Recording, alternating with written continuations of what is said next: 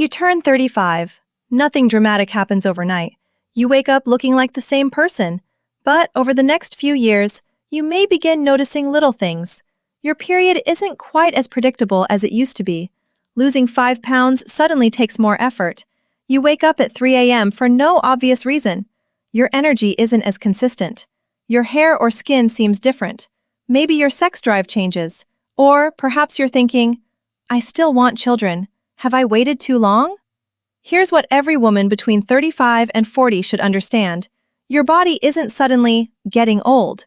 But this is a decade when several biological changes deserve more attention.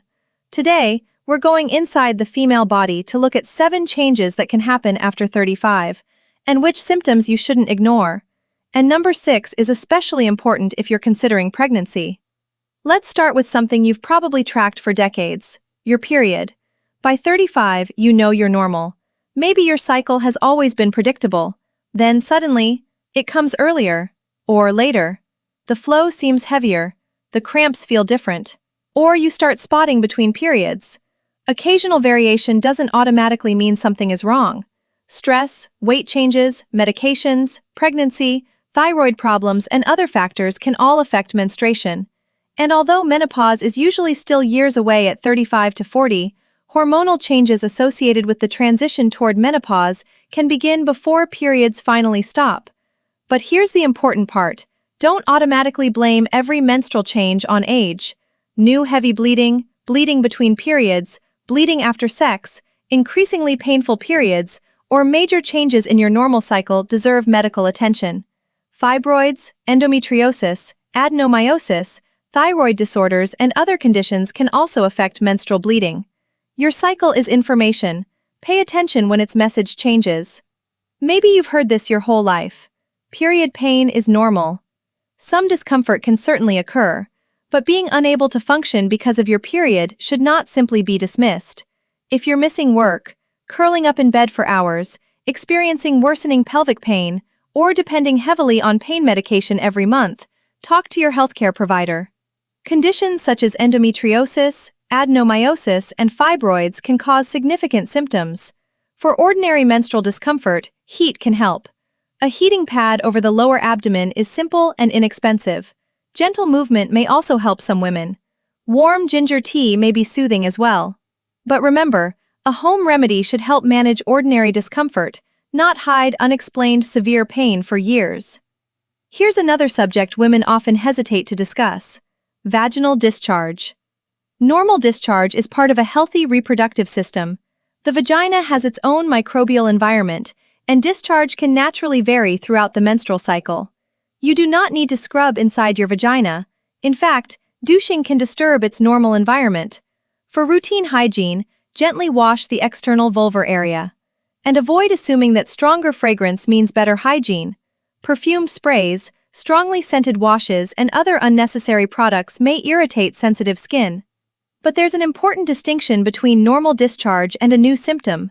Contact your healthcare provider if you develop a significant change in discharge along with symptoms such as strong or unusual odor, itching, burning, pelvic pain, pain during urination, pain during sex, or unusual color. Don't repeatedly self-treat every episode with leftover antibiotics or antifungal medication. Different infections require different treatments. Now we get to a change many women notice physically. You may say, I'm eating almost exactly what I ate at 25. Why am I gaining weight now? Aging affects body composition. And if physical activity, particularly resistance exercise, decreases, muscle mass can gradually decline. That's important because muscle isn't only about looking toned, it's metabolically active tissue. So instead of responding by starving yourself or jumping onto another extreme diet, think differently. After 35, protecting muscle becomes increasingly important. That means regular physical activity, and ideally, some form of resistance or strength training. It also means paying attention to overall nutrition rather than obsessing over one miracle food. Build meals around nutrient-dense foods. Include adequate protein. Eat fruits and vegetables. Choose fiber-rich carbohydrate sources. Include healthy fats.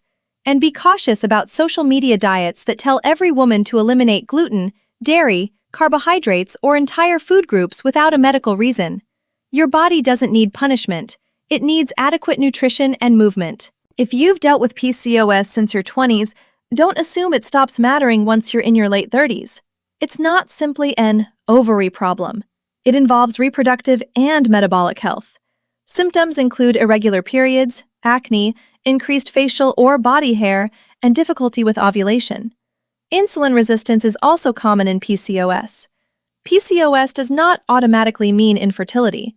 Many women with PCOS become pregnant, but PCOS deserves appropriate long-term management. Physical activity, sleep, nutrition, and weight management, when appropriate, can play important roles. Some women also need medication. One more warning: be skeptical of anyone promising to reverse PCOS permanently in 30 days. You deserve evidence-based healthcare, not miracle marketing. This may be the biggest question for women between 35 and 40. Can I still have a baby? Yes, many women conceive naturally after 35 and go on to have healthy pregnancies. But biology does change. As age increases, both the number and average quality of available eggs decline. Fertility doesn't suddenly fall off a cliff on your 35th birthday, but decline becomes more clinically relevant through the mid to late 30s.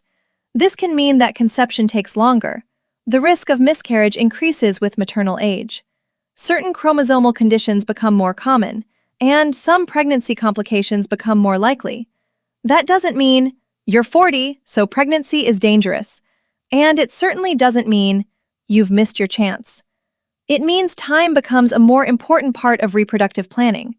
If you're 35 or older and actively trying to conceive without success, don't necessarily wait an entire year before seeking guidance. In the US, clinicians commonly recommend evaluation after about 6 months of trying for women ages 35 to 39, or sooner when there are known fertility concerns. And if you're 35 but don't want children for another several years, you can still have a conversation with an OB/GYN or fertility specialist now. Information gives you options. Fear doesn't. Women's sexual health doesn't end after marriage or after having children, and changes in sexual desire don't automatically mean your hormones are broken. Sexual desire is influenced by much more than hormones: stress, sleep, relationship satisfaction, mental health, medications, pain, body image, pregnancy and parenting, and your overall physical health can all influence libido. Pain during sex, however, deserves attention, especially if it is new or persistent. Don't silently tolerate it because you think it's simply part of getting older. And remember that contraception still matters. Pregnancy remains possible in your late 30s, even if periods become less predictable. Condoms also have an additional advantage. They reduce the risk of many sexually transmitted infections. If you're between 35 and 40, there's another conversation worth having with your healthcare provider. Human papillomavirus is associated with cervical cancer and several other cancers. HPV vaccination is most effective when given at younger ages before exposure to HPV. And don't confuse vaccination with screening. They serve different purposes. Even if you've been vaccinated, continue recommended cervical cancer screening. If you're unsure when your next Pap test or HPV test is due, this is a good time to check. So, if you're between 35 and 40, what should you actually do? You don't need to panic about aging. You need to become more intentional about prevention. Know your normal menstrual pattern. Don't ignore unusually heavy bleeding or severe pelvic pain. Pay attention to persistent vaginal changes. Protect your muscle with regular physical activity and strength training. Know your blood pressure, cholesterol, and diabetes. Stay current with cervical cancer screening. Review your vaccinations. And if pregnancy is part of your future, start thinking about reproductive planning before the moment you desperately want to become pregnant. Most importantly, stop accepting the idea that feeling terrible is simply what happens to women after 35. Sometimes symptoms are normal, and sometimes they deserve investigation. The goal isn't to become afraid of your body. The goal is to understand it. 35 isn't an expiration date. It can actually be the age when you finally start understanding your body better than you ever did in your 20s. You know your patterns. You recognize when something feels different, and now you can use that knowledge to protect the decades ahead. So here's my question for you. Was it your period, weight, sleep, hair, or something else? Tell us in the comments. Subscribe because in the next video, we're going deeper into what happens to a woman's hormones after 35 and the early signs most women overlook. I'll see you there.